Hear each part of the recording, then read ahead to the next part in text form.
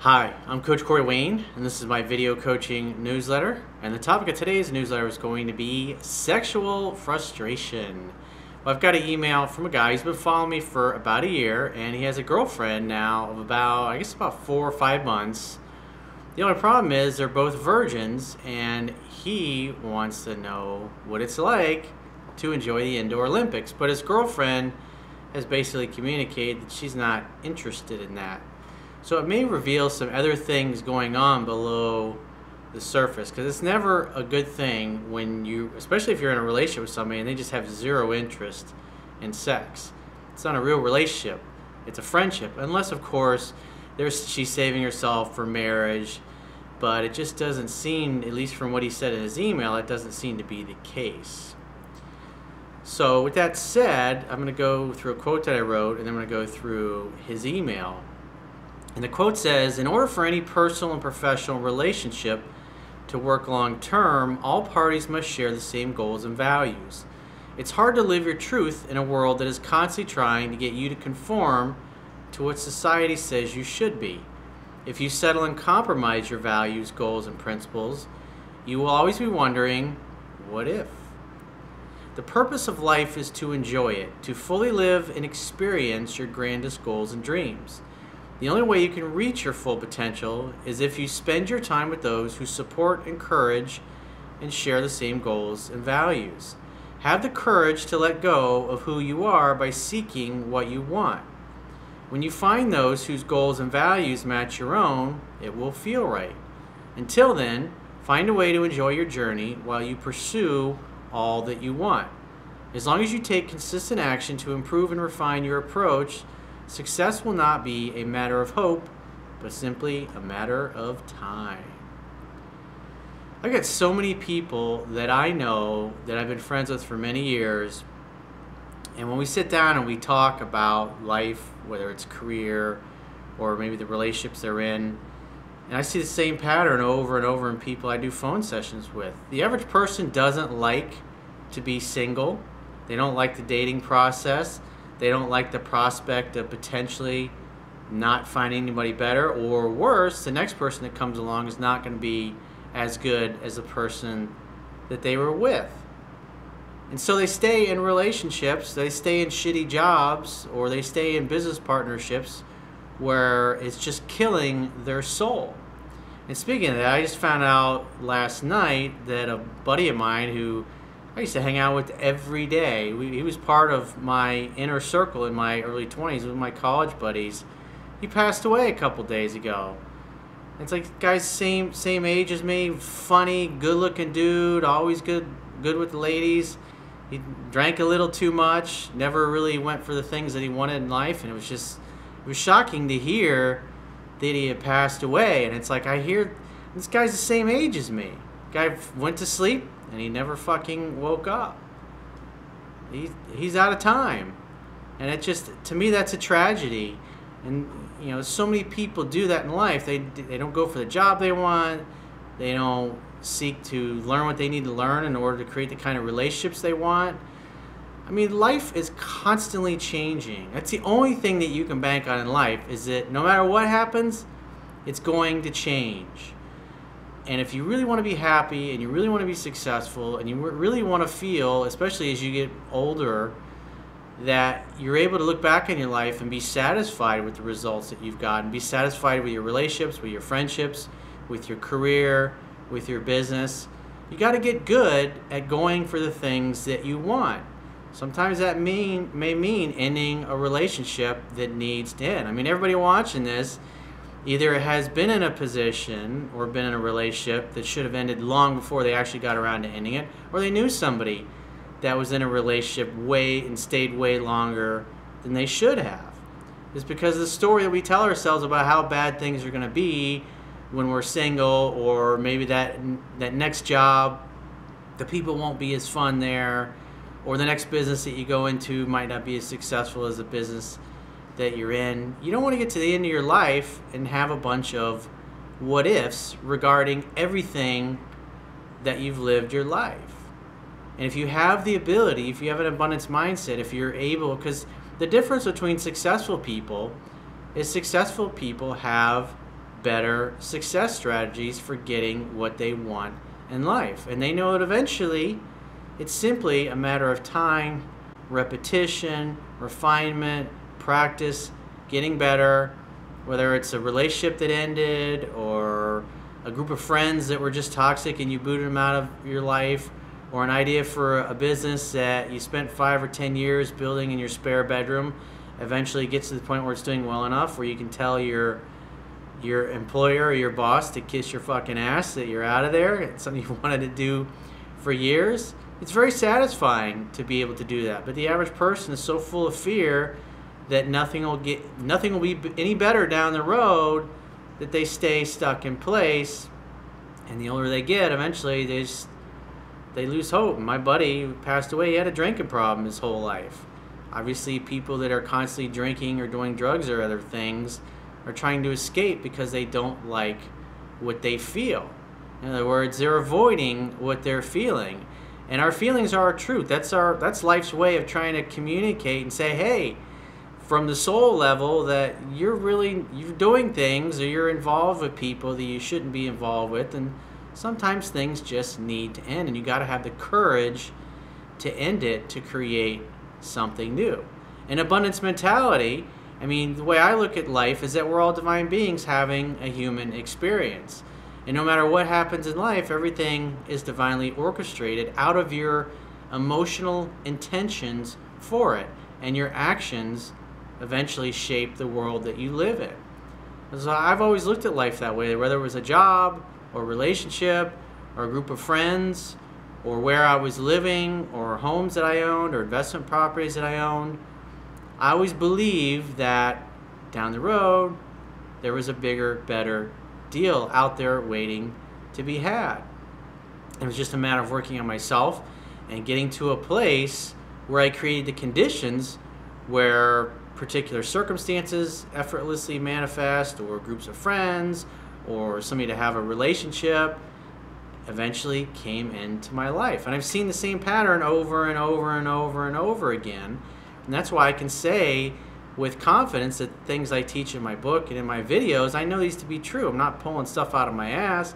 I'm teaching things based upon my own life experience, on my own studying and my own taking action, that when you see the same things over and over and over again, it's like what Tony Robbins says, success leaves clues. If you study people that are more successful than you are, and you find out what they do day in and day out, eventually, if you apply the same things, you'll get the similar, if not even better, results. Commit to being a lifelong learner.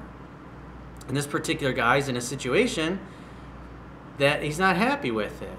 But obviously he's young, this is his first girlfriend, and I could see this kind of thinking where he was at. It's kind of the thinking I was in when I was in my early to mid-20s and having doubts about my girlfriend, and yet everybody around me whispering in my ear that I gotta marry her and I gotta, whatever I do, I can't let this girl go, even though what I felt internally was telling me to do something else. And instead of listening to that internal voice, I listened to everybody else around me. And eventually, if you've read my book, you know that I developed the courage to finally end that relationship because I knew that it didn't serve me or her.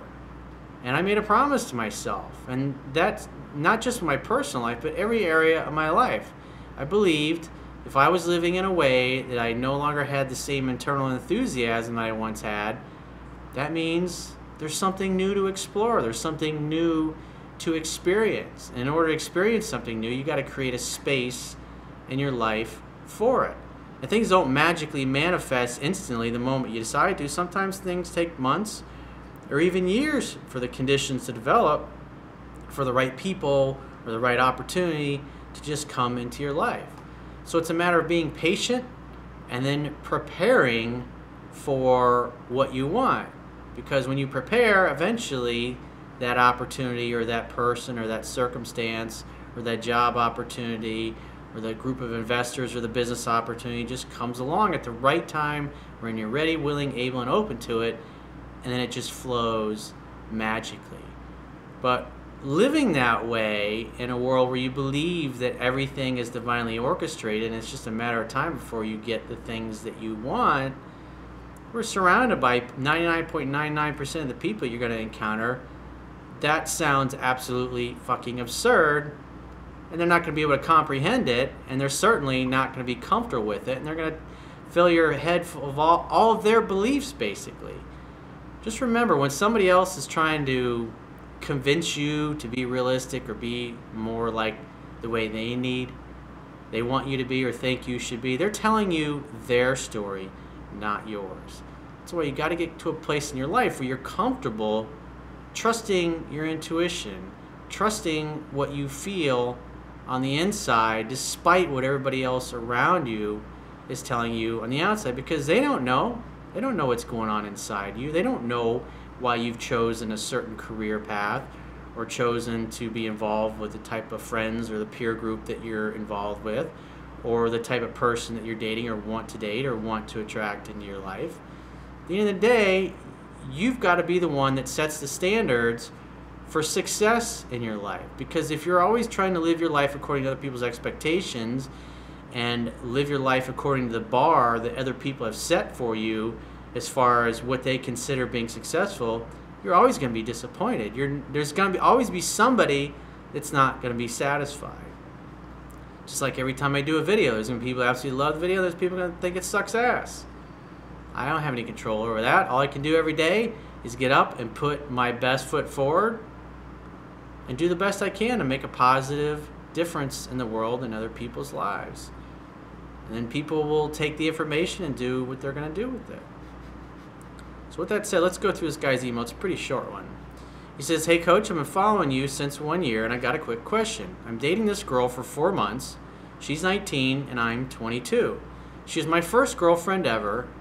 Well, congratulations, dude, because I didn't have my first serious long-term committed relationship till I was 24. We weren't official till I was 24. So I look at where you're at, and it's like you're about 2 years ahead of where I was at your age. And the more you apply the things I teach, the more you'll advance in life. And I think that's awesome. You learn from my mistakes, and you're able to improve your life without having to go through all those painful experiences. That's why I do what I do. We're both still virgins, and now she says she has no urge of having sex. Why would you want to be in a relationship with somebody that has no desire to have sex with you? It's not, hey, I want to wait till marriage. It's, well, I have no interest in that. So say you eventually get married. Do you really want to be married to somebody that doesn't want to have sex with you? I know people like this. I've had friends of mine that I've known over the years. I remember one guy, he'd been with us, I think his wife, they had like three, 4 kids. This guy he was a business associate of mine. They had sex in like 4 or 5 years. It's like after she had their 3rd or the 4th kid, I can't remember. It's like she cut all her hair off, stopped wearing makeup, gained a bunch of weight, wore nothing but baggy clothes. She was a constant bitch all the time. And he was kind of a feminized beta male as it was. And she was told him flat out she wasn't interested in sex. But there was no way he was going to go date anybody else. So he's not able to have sex with his wife. She has no interest in it. And she went out of her way to make herself completely unattractive. And yet, we're staying in it for the kids. What is that teaching the kids? How is that going to help the kids to grow up and know what a healthy relationship looks like? You're basically roommates. It's almost like you're like foster parents to these kids. Foster parents don't even have a sexual relationship. And it's like lots of people do that kind of shit. And it just saps their hope. It's like I said, thinking about my buddy that died, had a lifelong drinking problem. It's like, it's a fucking tragedy, but what are you going to do? People are going to live their lives according to the way they view themselves to be. And it doesn't matter whether the view is accurate or not. But I want to have sex badly and I want to explore, but we are exclusive, so should I tell her that my wish is and remove the exclusivity? I'm confused. Well, the good news is when you're confused, it usually means you're about to learn something.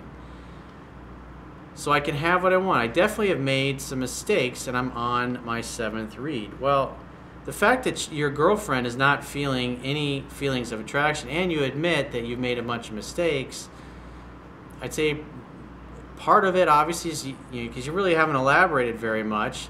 But if you're on your 7th read, you're obviously able to spot some of the patterns of where you were displaying weakness and turning your girlfriend off. But if she's just, I'm not interested in sex at all, you just say, well, I don't think we're on the same page. We don't really have a romantic relationship. We're just friends. We're just pals. There's kind of no point to be exclusive. We don't really have any intimacy. And if it was me, if I was able to go back in time and talk to my 23, 24-year-old self, what I would basically say is, hey, you're young, you haven't had a lot of experiences in the world, go out there and experience what you want. Again, like I said in the quote in the beginning of the video, you got to have the same goals and values, and it's obvious you don't share the same goals and the same values. Maybe your girlfriend's not even that into you physically. Maybe she's just, you're her security blanket. Maybe she's just going along with it. A lot of women do that. In the community where I live, I have a lot of high income, high net worth people in here, and I see guys that are married to these very beautiful younger women, and these chicks are looking all around. They married for comfort, some of them. They married for companionship. They married for resources, and these schmucks have no idea that the women aren't even into them. And I suspect some of these guys really don't give a shit. They're just happy to have a pretty young thing in their life. Like, who would want to live like that? I mean, that's the kind of thing that just saps your hope the older you get. It's like once you give up and you have no hope left, you got one foot in an early grave. That's the reality. It's a sad reality. And there's way too many people in the world that are living like that. You don't want to be one of them. So I would tell her what you want. It's like, in a loving way, don't be a dick about it. Just say, well, if you're not interested in sex at all or any intimacy, it's like there's really no point in us being together anymore because we don't want the same things. Like, there'd be no point in you and I eventually getting married if you have zero interest in sex. I mean, I'm young. I want to explore this. I want to know what it's like to make love to somebody that I care about. Maybe it's best if we date other people and see what happens. Only you know what's in your heart. It's not my job to make your decisions for you. It's to give you enough information so you can make an intelligent decision that's right for you. Because only you know what's in your heart and what you feel. And if this girl has no interest in sex, you got to self-diagnose and figure out what you were doing to cause her to lose attraction, and also to make sure that this girl was really into you from the get-go. And she's just not using you as a security blanket. But if she can't give you what you want, time to move on, man. Life's too fucking short, dude. Because the longer you tolerate something that's mediocre, and the more years you spend with somebody like this, especially being this young, you miss out on other experiences that you can have. So if you deep down know it's not right and she's not on the same page as you, it's better to get out now and start dating around and find somebody else as opposed to continuing to waste years of your life. Definitely something to think about. So if you'd like to get my help personally, you can go to my website, click the products tab at the top of your screen, and book whatever coaching option works for you. And I will talk to you soon.